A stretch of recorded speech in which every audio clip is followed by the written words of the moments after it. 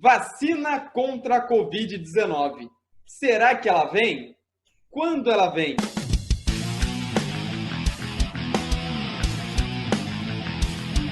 Fala galera, estamos chegando com mais um episódio do nosso podcast Ideias e Ideais. E o tema de hoje, é claro, não poderia ser diferente. É um tema que eu acredito que está na cabeça das pessoas de todo o planeta Terra. A tal da vacina contra a Covid-19. Será que ela chega? Quando ela chega? Bom, em alguns países, como o Reino Unido e os Estados Unidos, a campanha de vacinação já começou, ainda que de forma tímida. Mas aqui no Brasil, temos um plano que não é bem um plano. Bom, a gente vai debater sobre isso ao longo do nosso programa de hoje. E para conversar comigo sobre esse tema, é claro, estamos com ele, Marcos Zenaide. E aí, Marcos, tudo bem? Tudo bom, Vitor? Fala, pessoal. Um prazer estar aqui falando sobre esse tema polêmico aí e que está gerando uma ansiedade aqui, né? Tá todo mundo ansioso, na verdade, para voltar à vida como ela era antes, né? E com o início dos testes das vacinas, com a aprovação de algumas vacinas aí, não tem como conter essa emoção aí natural a todos nós, né? Que queremos resolver esse problema.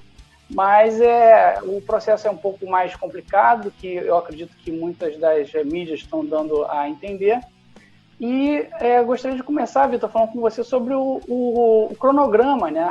O Brasil já tem um cronograma aí. O que a população pode esperar aí até agora, com todas essas autoridades, uma discutindo com a outra? Como é que está a situação atual, Vitor?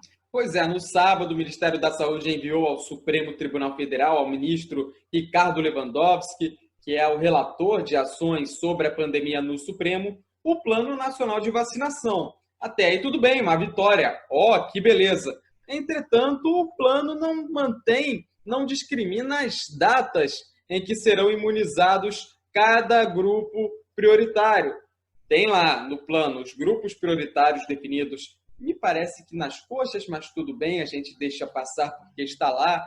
Quantos milhões, mais ou menos, dá cada grupo, só que não tem as datas em que cada grupo será imunizado. E aos 45 do segundo tempo, a gente está gravando esse episódio na segunda-feira, 14 de dezembro, e nesse ponto a gente não tem como ainda ter um assunto como esse em aberto, que são as datas. Isso seria mais do que necessário, primordial, estar no plano. No domingo, o ministro Ricardo Lewandowski enviou o ofício à Advocacia Geral da União e também ao Ministério da Saúde, na pessoa do senhor ministro Eduardo Pazuello, dando prazo de 48 horas para que as datas constem no plano. Então, você que está nos assistindo, esse episódio está indo ao ar a partir do dia 15, né, de dezembro. Então, hoje vence este prazo. Então, provavelmente, a gente já tem ou não uma definição. A gente segue aguardando, mas é essencial que haja as datas nesse plano. Eu trago aqui como exemplo, Marcos, os Estados Unidos, que já começaram com a campanha de vacinação, ainda que em estágio bastante inicial, mas os Estados Unidos já têm a definição de quando e como será imunizado cada grupo. São vários grupos que vão recebendo as doses da vacina contra a Covid-19 até o mês de junho de 2021. Se não me falhe a memória, até junho de 2021 teremos grande parte dos norte-americanos já imunizados e no Brasil falta o plano. O que acontece, para eu já passar a palavra para você, Marcos? Enquanto a autoridade federal segue batendo cabeça no que diz respeito à vacina contra a Covid, autoridades locais acabam, e na minha opinião acertadamente, passando por cima. A gente tem o governo do estado de São Paulo já com plano de vacinação bem definido e também prefeituras como Niterói, a cidade onde eu vivo, que já tem também um plano de vacinação bem definido para iniciar. Já tem até data a partir do dia 25 de janeiro. 25, 20 alguma coisa, não tenho o número certo aqui de cabeça, mas se eu não me engano é 25 de janeiro, começa a campanha de vacinação na cidade de Niterói. São Paulo também já tem tudo muito bem alinhavado, porque as autoridades locais precisam tomar uma atitude, já que o governo federal segue, eu abro aspas aqui para o presidente da República, Jair Bolsonaro, para que a vacina se nós temos a cloroquina? Tá ok? Pois é, complicada a situação, e aí junta a politização do discurso, mas eu vou dar a palavra para o Marcos, senão eu acabo zerando tudo que eu preparei para esse episódio apenas nessa minha fala introdutória, não é, Marcos? Isso aí, Vitor. Eu vou trazer um outro ponto de vista aqui, algumas coisas que talvez eu discorde de você, é, ou só tem uma visão um pouco diferente. Essa ideia dos estados passarem por cima, esse negócio de passar por cima já remete à pressa, né? E a gente sabe que pressa é inimiga da perfeição. Mas antes de eu falar aqui sobre alguns receios que eu acredito que toda a população deve ter em relação à vacina, para não parecer que eu sou um anti-vacina, alguém que acredita em teoria da conspiração, que a vacina, na verdade, faz mal e não faz bem. Na verdade, não. A vacina faz muito bem. Temos muitas vacinas boas já desenvolvidas pela humanidade. A varíola, aliás, é a doença que a única doença que realmente foi completamente erradicada graças à vacina, é a varíola. Mas temos outras vacinas aí importantíssimas no combate a várias doenças, como difteria, a vacina do sarampo, é uma vacina que precisa, inclusive, que as pessoas tomem vacina atualmente, porque de uns anos para cá aumentou os casos de sarampo no Brasil, e são vacinas que foram desenvolvidas ao longo de décadas, e que nós já temos aí uma noção muito bem fundamentada sobre todos os efeitos colaterais, todos os riscos, e já sabemos que elas são vacinas que realmente valem a pena. Vacina contra coqueluche, são muitas. Poliomielite, e todas as vacinas, eu posso dizer aqui que a comunidade científica é a favor e é algo muito indicado, né? Agora, nós sabemos que a vacina do coronavírus ela está sendo desenvolvida às pressas, é claro, batendo recordes aí, né? E que os métodos que estão sendo utilizados para produzir essas vacinas também, alguns são inovadores, como o método que a Pfizer está utilizando e o método que a AstraZeneca está utilizando, são métodos que nunca foram utilizados para desenvolver nenhuma outra vacina. Eu não sou especialista no assunto em vacinas, mas o que eu peguei do que os especialistas estão escrevendo, estão falando sobre isso, é que são métodos que nenhuma outra vacina, das que eu citei agora, que são vacinas comprovadamente eficazes, né, não são os mesmos métodos, é um caminho diferente que chegou lá. Então, é algo novo. E, assim, a gente não acha correto colocar para milhões de pessoas no mundo inteiro uma vacina, digo pessoas saudáveis, pessoas em forma. Você vai agora, talvez até obrigar, né, algo que nenhuma outra vacina é obrigatória, mas talvez seja obrigatório você tomar uma vacina que a gente não tem um histórico comprovado de que daqui a 12 meses, daqui a 24 meses, não vai ter nenhum efeito colateral. Aí eu vou trazer um exemplo aqui de uma vacina que deu errado. Tá? Em 2009, entre 2009 e 2010, na Suécia, o mundo estava vivendo o H1N1. E a empresa GlaxoSmithKline criou uma nova vacina e o governo sueco, as autoridades sanitárias da Suécia, incentivaram a população a tomar voluntariamente a vacina, e mais de 60% da população tomou. Acontece que, meses depois, entre 6 meses e um ano depois, já descobriram que um percentual, não todos, é claro, mas um percentual significativo dos que tomaram, desenvolveram uma doença, narcolepsia, uma doença de distúrbio do sono, então, o distúrbio grave do sono, né? E aí isso aí ficou conectado justamente com essa nova vacina, que foi uma vacina desenvolvida às pressas, e, inclusive, atualmente, a população sueca ela é uma das mais receosas em relação a essas novas vacinas, justamente porque eles passaram por isso. Agora, não estou aqui dizendo que eu sou, mais uma vez, preciso ressaltar isso, não estou dizendo que eu sou contra vacinas, estou dizendo que essas vacinas são ruins, mas que é algo que nós devemos ter em mente, que talvez uma pessoa saudável, inclusive um ex-funcionário da Pfizer deu uma entrevista falando exatamente isso. Você não deve obrigar pessoas saudáveis em forma a tomar uma vacina. Então tem toda essa preocupação. Eu acho que, da forma como você falou, a gente realmente deveria ter uma previsão, assim, um calendário. A partir do momento que a Anvisa aprovar, ou que o FDA aprovar, né, que na verdade a Anvisa não tem a mesma estrutura do FDA, não tem a mesma experiência, não tem a mesma capacidade do FDA, e no fim das contas eu acredito que o que o FDA falar, a Anvisa vai seguir.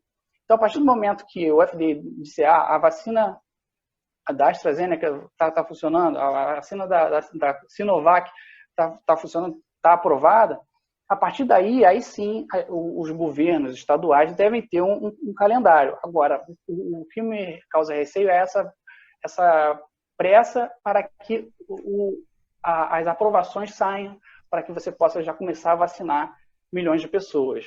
Marcos, eu concordo plenamente com essa sua cautela. Eu acho que toda cautela é válida e também cada pessoa deve ter, sim, a liberdade de querer ou não se vacinar. Agora, qualquer vacina que seja aprovada, eu vou estar lá dando meu braço para tomar. Eu não aguento mais ter que viver nessa angústia, nessa agonia, sabe? E eu acredito, claro, não sou especialista, mas eu tenho a convicção de que qualquer risco que uma vacina venha apresentar é menor do que o risco do próprio vírus. Então, a partir do momento, o Marcos fez uma cara que acho que ele não concordou muito com o que eu falei, mas eu acho que o risco apresentado por uma vacina de um efeito colateral é menor do que o risco da Covid-19 em fazer algum mal à pessoa. Então, eu acho que toda tentativa de erradicar essa doença é válida. Estamos vivendo algo sem precedentes na história moderna da humanidade. Então, é hora da gente colocar nossos recursos à prova. Temos laboratórios gabaritadíssimos produzindo as vacinas, profissionais trabalhando 24 horas por dia incansavelmente. E eu confio, eu dou meu voto de confiança e vou, sim, até seria voluntário se eu pudesse, mas os grupos prioritários foram profissionais da saúde para serem voluntários, mas se eu pudesse, eu inclusive seria, porque eu tenho plena confiança de que essas vacinas vão dar resultado, e isso é um precedente para a história da humanidade para futuras pandemias. Os laboratórios já têm um know-how para produzir um remédio, um imunizante, seja lá o que for, em tempo recorde, como está sendo em relação à Covid-19. E isso que é muito importante, é uma lição, né, que a gente vai tirando desse momento tão trágico, Marcos, que a gente está vivendo. Sim, eu gostaria só de citar aqui uma entrevista da doutora Margarete Dalcom, na Fiocruz. Assisti uma entrevista ótima dela essa semana e uma das coisas que ela explicou foi que se você somar todas as vacinas que vão ser produzidas no ano de 2021, das 13 maiores empresas que estão produzindo vacina, você pegar as projeções de quanto que elas vão produzir durante 2021, o total dá 2 bilhões de vacinas, tá? 2 bilhões de pessoas que poderiam ser vacinadas, contando que algumas são 2 doses, muitas vezes são 2 doses, né? Aí você conseguiria imunizar 2 bilhões de pessoas. Isso no melhor cenário, né? Isso se todas forem aprovadas e se conseguirmos realmente vencer todos os desafios logísticos. Então, no melhor cenário imaginável, né, você teria quase um quarto da população só mundial vacinada, né? Porque nós temos mais 7 bilhões, então só 2 bilhões de pessoas no melhor cenário. Então, assim, só para a gente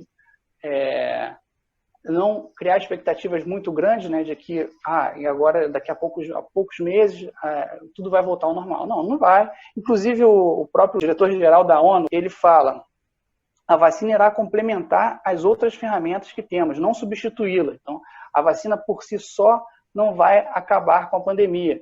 Então, assim, nós vamos ter que continuar com todo o distanciamento, com todo o uso de máscaras e higienização. Isso aí, eu acredito que ainda vai durar muitos anos. E isso aqui é bom, né? Porque o fato de higienizar as mãos e essa preocupação maior com a higiene, inclusive, ajuda contra diversas doenças, né? Para qualquer ser humano. Exatamente. Mas é isso, Vitor. Eu vejo dessa forma, assim. Que bom que você tem essa disposição de se voluntariar, mas, assim, depende dos efeitos colaterais, né? Talvez o efeito colateral não seja algo que realmente vai superar o risco de você pegar o vírus e transmitir para alguém da sua família mais velho, né? A realidade é que na nossa idade aqui, pessoas jovens, a gente não tem um risco quase nenhum de realmente desenvolver problemas graves. Mas, realmente, as pessoas mais velhas estão com muita dificuldade, pessoas com problemas respiratórios, diabetes, obesidade, realmente. E aí a gente convive com todos os tipos de pessoas, com pessoas que, com certeza, idosos, que vão ter essa dificuldade de lidar com o vírus, a gente não quer transmitir para eles. Então, fica realmente uma situação muito difícil de lidar. E o que a gente vai fazer, né? A gente tem que conversar a respeito, dialogar, transmitir a informação para chegar numa conclusão aí de como deve ser o nosso procedimento de ação, né? Exatamente, Marcos. Uma coisa que eu fiquei muito satisfeito é que você citou apenas argumentos técnicos. E, claro, eu também. Por que eu falo isso? Porque essa discussão da vacina tem sido levada muito para o lado político. E eu nem digo ideológico, para o lado partidário mesmo. É a vacina que eu não vou tomar porque é chinesa. Essa vacina é melhor porque é minha. Essa vacina aqui é ruim porque quem está fazendo, entre aspas, propaganda dela é o político que eu não gosto. Eu não vou citar nomes aqui de nenhum político nesse nosso episódio de hoje, pelo menos a daqui em diante, porque eu acho que não devemos levar a discussão em torno de um medicamento para esse setor do debate público. Eu, inclusive, antes da gente fazer essa gravação, eu estava num debate com uma pessoa que eu conheço, em relação a uma postagem feita para o médico nas redes sociais. E eu vou ter que citar aqui algumas coisas que esse médico falou. Ele, claro, ele fez uma postagem falando de um estudo que poderia colocar a ivermectina como um possível remédio para a Covid-19. Tomara que seja. É um estudo que será submetido à FDA, se eu não me engano. Eu não sei agora de cabeça quem fez o estudo. Mas é um estudo que será tomara que seja aprovado. Eu torço muito. Eu não torço contra o medicamento, muito pelo contrário, eu torço sempre a favor. O problema é que nas redes sociais, onde esse médico, repito, senhoras e senhores, publicou isso, ele usa palavras como esquerdistas, que estão censurando a verdade. E aí, uma coisa que poderia ser uma informação super interessante, vinda do exterior, e ele traduz para o público brasileiro na condição de argumento de autoridade, já que ele é um médico, ele acaba fazendo uma desinformação ao ele perde a credibilidade, né? Perde a credibilidade adotando um discurso que não é nem político, é um discurso partidário. Eu vou ler aqui, eu não vou citar o nome do cidadão, tá? Até porque eu não entrei em contato com ele, por exemplo, o correto seria a gente citar os dois lados, mas eu vou aqui colocar aspas para uma parte que ele falou.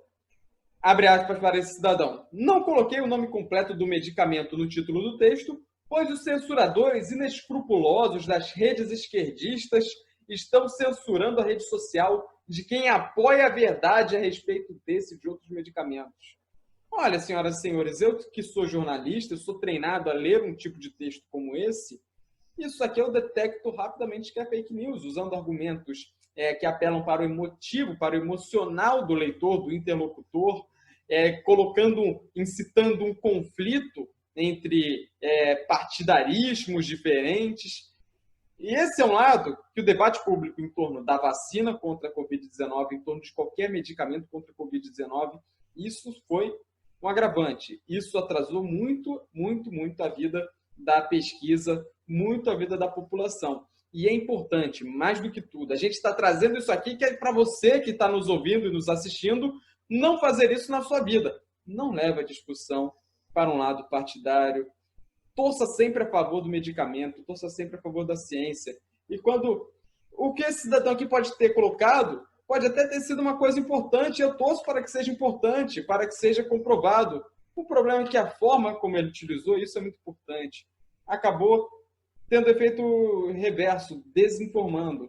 Então, eu apelo, senhoras e senhores, qualquer notícia sobre vacina, se informe através dos meios de comunicação com credibilidade, já conhecidos, com história no mercado. Cuidado com esses pseudo-jornais chamados Folha da Verdade, nem sei se existe, se existir não me processe, por favor.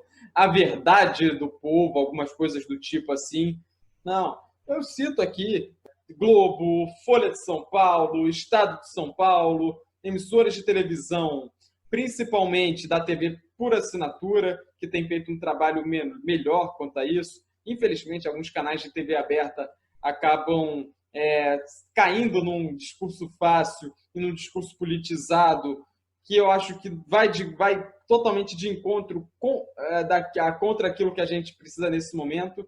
Então é isso, senhoras e senhores. O Marcos vai complementar esse meu comentário, mas cuidado com o discurso político em torno de um medicamento. Realmente temos que ter cuidado com todo o discurso político e com todas as notícias que nós recebemos todos os dias, né? A gente vem falando isso nos vídeos anteriores, né? Que está cada vez mais difícil descobrir o que é real e o que é falso. Mas, inclusive, as grandes emissoras, elas já nos provaram aí que elas não são completamente imunes às fake news. Elas também transmitem fake news, elas também desinformam e elas também têm seus próprios interesses, né? Então, mas assim, aí não, Marcos, aí não. Desculpa te interromper, eu trabalho nesse meio de comunicação. Claro que existem linhas editoriais, mas nesse tipo de assunto, isso não existe. Tudo que for informado vai traduzir a realidade, vai ser traduzido nos fatos. Então, não existe nos meios de comunicação tradicionais. A gente fala muito grande mídia, a gente pensa logo Globo, vem logo Globo na cabeça. Mas o Globo, Folha de São Paulo, Estado de São Paulo, a Zero Hora, etc. e tal, o Jornal do Comércio, Pernambuco. Os meios tradicionais de comunicação, eu não gosto muito de usar o termo grande mídia, eu trabalho nos meios tradicionais de comunicação. Claro, linhas editoriais vão sempre existir, mas nesse ponto a gente não desinforma. Não, mas o que eu estou dizendo não é que eles são agências de notícia falsa. Eles podem ser agências que transmitem notícias verdadeiras 90% do tempo. Entendeu? E eles com certeza são. Esse é o método mais eficaz, na verdade, de você fazer uma fake news de verdade. Você é uma agência respeitada, 90%, 95% do que você fala é perfeito, é confiável, é embasado, é estudado. Mas aí tem 5% ali do que você fala, às vezes 10%, às vezes até mais. Isso aí não é falado só das grandes mídias brasileiras, das grandes mídias russas, as grandes mídias americanas, inclusive, falam isso, a Fox News acusando a CNN acusa a Fox News, e elas têm seus próprios partidos políticos, isso é definido. Aqui no Brasil, a Globo é a maior de todos, mas o que eu estou querendo chegar é que naqueles 5 a 10% ali, eles podem sim mandar uma informação que não é 100% verdadeira, que pode desinformar e pode enganar, e ela é muito difícil da população descobrir que isso é, porque como a gente já está acostumado, está condicionado a ver aquela notícia ali naquele canal e saber que aquilo ali é certo, porque realmente 90% pode citar um exemplo, Marcos? Nossa, cara, eu posso fazer um vídeo sobre isso. Acho que eu não vou ficar aqui pegando os exemplos gastando de cabeça o tema aqui. Do próximo vídeo. Mas eu posso fazer um vídeo aqui sobre porque acho que a maioria dos episódios que você vai encontrar são de erros, seres humanos. Lembrando que todo veículo de comunicação desculpe, sem nenhum corporativismo, tá, gente? Todo veículo de comunicação é feito de pessoas e pessoas erram. Exato, acho que a maioria dos vídeos que você vai encontrar são de erros humanos, de falhas não intencionais, sabe? Eu acho que se você, na mídia tradicional, é isso. Agora, se você pesquisar em alguns veículos de imprensa, alguns até tradicionais, sabe? Principalmente atualmente, você vai encontrar coisas desse tipo. Eu tô tentando não citar nomes aqui, sabe? Estou pensando, acho que o nosso ouvinte, nosso espectador vai saber do que eu estou falando. Alguns tradicionais estão indo por um lado nebuloso, mas a maioria dos tradicionais que você já conhece e confia, mantenha a sua confiança, porque eu tenho certeza que vai trazer a informação certa, vai trazer a informação com correção. Eu boto aqui minha mão no fogo porque eu trabalho nisso, porque eu conheço quem trabalha comigo e trabalha na minha frente. Agora, se você pegar alguns veículos que, por exemplo, publicam suas coisas nas terças e falam que são muito livres, por exemplo, sem citar nome aqui, aí você vai encontrar coisas manipuladas para fazer com que o leitor tenha um tipo de opinião. Mas acho que a gente está saindo do tema, Marcos. É isso aí, Vitor. Eu acho que a gente cobriu bem aí o tema da vacina, na medida das nossas habilidades aqui. É claro que a gente não é especialista no assunto e gostaríamos de ouvir as opiniões de outras pessoas, e eu sei que nós temos alguns especialistas que nos acompanham, e, é claro, nós vamos continuar o debate. Agora, só para finalizar aqui o meu raciocínio sobre as fake news nas grandes mídias, eu fico com uma dúvida aqui, Vitor. Você colocaria a sua mão no fogo por todas as grandes mídias brasileiras, de que elas nunca transmitiram notícias com algum viés, com algum intuito de desinformar e se beneficiar? Não, jamais. Não foi isso que eu disse. Mas eu estou falando que num tema delicado como a pandemia do novo coronavírus, as mídias tradicionais não têm interesse por trás disso. O interesse é fazer com que hajam meios para que se erradique o coronavírus o quanto antes. Agora, como já dizia o pessoal do Comédia MTV, né? Sem fazer nenhuma referência histórica, por favor, Plim Plim coloriu 89 só para não ver Lula lá. Não entendi a piada, desculpa. Não, depois você dá uma olhada, eu não posso repetir. Ah, é? Tudo bem. Então tá bom, cara. Acho que o tema aí que a gente tem para falar é isso. Eu tinha trazido aqui também, tinha separado algumas orientações aqui para o fim de ano, né? Porque agora são as festas, aí de fim de ano o pessoal vai se reunir. Então, assim, as recomendações que a gente vê de realmente mídias que eu confio, que eu acredito que essa está naqueles 90% que são realmente verdadeiro e confiável, é que a gente realmente deve evitar as aglomerações, mas se você vai se aglomerar, que seja no ar livre, mantendo o distanciamento, de preferência que você tenha feito uma auto-quarentena entre 10 e 14 dias antes de visitar seus familiares, ficar em quarentena total, isso já vai ajudar bastante. E no momento que você estiver lá, usar a máscara, quando não estiver comendo, sempre botar a máscara, pode abusar do álcool em gel, e caso que no pós-festa você começar a sentir algum sintoma, entrar em contato com as pessoas, né, e já buscar aí as orientações médicas. Então, assim, a gente está entrando num momento aqui que a comunidade médica realmente está preocupada, porque os casos vêm aumentando, né, principalmente no Brasil e não em todos os países. Bom, eu já não quero entrar em outro assunto aqui, mas só que na China está completamente estabilizado. Eles não têm mais nenhum caso lá e eu não sei se eu acredito nisso. Mas aqui no Brasil, os casos vêm aumentando e a gente tem toda essa preocupação nesse momento agora de fim de ano, né? Mas é isso, Vitor, que eu tenho para falar por hoje. Como é que você está aí? Isso aí, galera. Obrigado pela sua companhia. Eu faço minhas as palavras do Marcos. Siga todas as orientações. Não aglomere. Se puder, é só um Natal, gente. Ano que vem vai estar tudo bem. Se puder, não se encontrar com essas pessoas, mas se a saudade estiver apertando, não tem problema. Siga as orientações que o Marcos deu aqui, que vai tirar de letra, vai dar tudo certo. E vamos ter paciência que tá quase lá, meu irmão. Tá quase lá, daqui a pouco a vacina chega. Muito obrigado pela sua companhia. A gente se vê na semana que vem com outro episódio do Ideias e Ideais. Valeu, Marcos! Valeu, Vitor. Muito obrigado a todos que estão nos acompanhando. Até a próxima. Tchau, tchau. Valeu, galera. Tchau, tchau.